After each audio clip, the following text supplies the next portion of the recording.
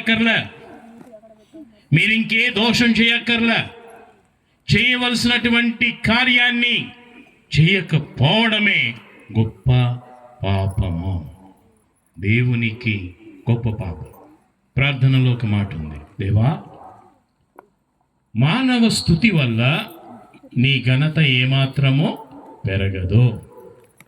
ఇప్పుడు మనందరం అనుకుందాం, ఇవాళ నుండి దేవుని మీద స్ట్రైక్ చేద్దాం, మనం ఎవరు ఆయన్ని స్తుతించొద్దు, చిక్కిపోతాడు బాబు. ఏలూరు మేత్రాసనం అనుకుంది అలాగా.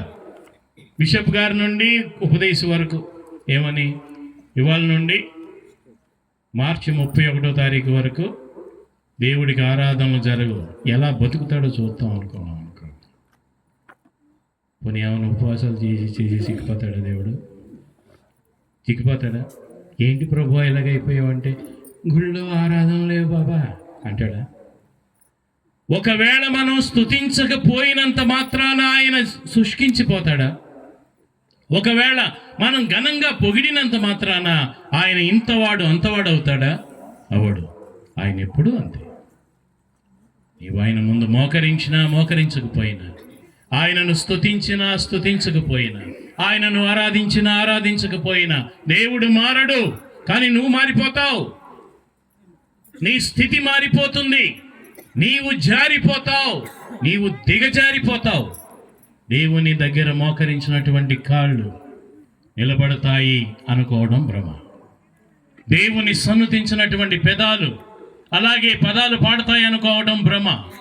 దేవుని చెంత చేరనటువంటి వారు సురక్షితంగా క్షేమంగా ఉంటారు అనుకోవడం భ్రమ. ఇదే విషయాన్ని ఈనాటి పరిశుద్ధ గ్రంథం చెప్తుంది. నాకేం కాదులే, నేను ఆరోగ్యంగా ఉన్నానులే, నేను మొన్నే డాక్టర్ దగ్గరికి వెళ్ళాను, అంతా బానే ఉంది అన్నారు. రెండో రోజే చెప్పుకోలేనంత భయంకరమైనటువంటి బాధను, రోగాన్ని, వేదనను అనుభవించవలసినటువంటి పరిస్థితిలో మనం ఉంటాం. అందుకే ప్రభు అంటున్నాడు, ఈ రోజే నీవేం చేయాలి అంటే ప్రభు వైపు తిరుగుము.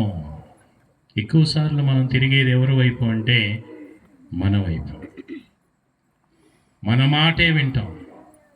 మనకున్నటువంటి బలహీనత ఏమిటంటే, మన హృదయానికి బుద్ధికి ఉండేటువంటి సంబంధం ఎటువంటిది అంటే, ఉదాహరణకి మీరు ఇంటికి వెళ్ళిపోతూ ఇన్ని దేవుడు మాటలు విన్న తర్వాత ఇంటికి వెళ్ళిపోతూ అక్కడ ఒక 100 రూపాయలు కట్టబడిపోయింది అనుకోండి, ఏం చేస్తారు?